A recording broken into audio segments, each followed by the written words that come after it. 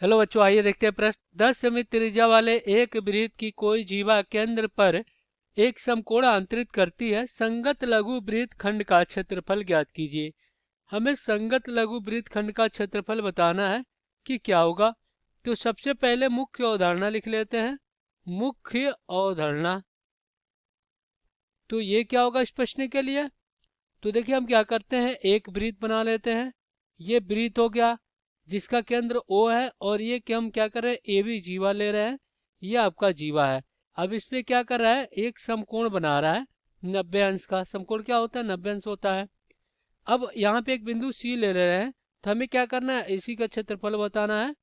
लघु वृत्तखंड का क्षेत्रफल बताना है कि क्या होगा। तो अगर हम क्या करें, यहाँ पे पूरे त्रिज्या खंड में से अगर हम क्या करें, इसको हम क्या करें, एक त्रिभुज के क्षेत्रफल को घटा दें तो हमें क्या मिल जाएगा, लघु वृत्तखंड का क्षेत्रफल मिल जाएगा। तो इसके लिए हमें क्या करना पड़ेगा, यहाँ पे लिखना पड़ेगा लघु लघु वृत्तखंड का लघु वृत्तखंड का क्षेत्रफल बराबर क्या हो जाएगा, ये हो जाएगा त्रिज्या खंड OACBO का क्षेत्रफल माइनस, अगर हम क्या कर दें, त्रिभुज AOB का क्षेत्रफल को घटा दें तो हमें क्या प्राप्त हो जाएगा। यहाँ पे इसका क्षेत्रफल लघु वृत्तखंड का क्षेत्रफल मिल जाएगा। ये आपका क्या है, लघु वृत्तखंड, ये आपका लघु वृत्तखंड है। हमें इसका क्षेत्रफल प्राप्त हो जाएगा। और त्रिज्या खंड का क्षेत्रफल क्या होता है, यहाँ पे लिख लेते हैं। त्रिज्या खंड का क्षेत्रफल की अगर बात करें तो ये होता है आपका पाई r का वर्ग गुणे थीटा बटा 360 अंश, ये होता है। तो चलिए यहाँ पे दिए गए प्रश्नों को हल कर लेते हैं। तो इसमें जो त्रिज्या दिया गया है r, वो कितना दिया गया है, 10 सेमी दिया गया है। r 10 सेमी दिया गया है। थीटा जो कोण अंतरित कर रहा है वो कितने अंश का कर रहा है, 90 अंश का, यानी समकोण है। तो कह रहा है कि थीटा समकोण है, तो ये 90 अंश हो गया। अब हम क्या करते हैं, यहाँ पे लघु वृत्तखंड का क्षेत्रफल ज्ञात कर लेते हैं। तो यहाँ पे लिखेंगे लघु वृत्तखंड का क्षेत्रफल क्या हो जाएगा, ये हो जाएगा आपका पाई r का वर्ग, यानी r कितना है, 10 है। तो ये क्या हो जाएगा, 10 का वर्ग, ये आपका इसकी त्रिज्या कितनी है, 10 है।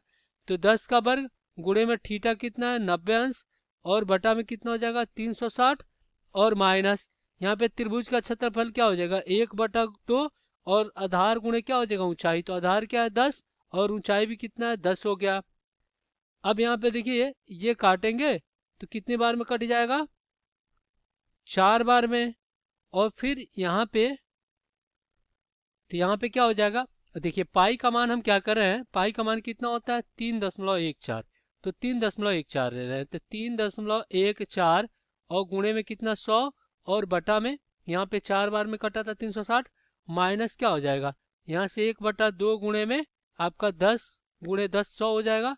तो इसको काटेंगे तो ये 50 बार में कट जाएगा, इसको काटेंगे तो ये 25 बार में कट जाएगा।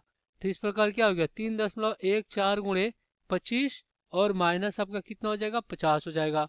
गुणा करा लेते हैं, 25 को 100 की शून्य हाथ में 10, और 25 करने 25 और 10 कितना हो जाएगा, 35 के 5 हाथ में है कितना, 3, और 25 या 75, 3 78 हो गया।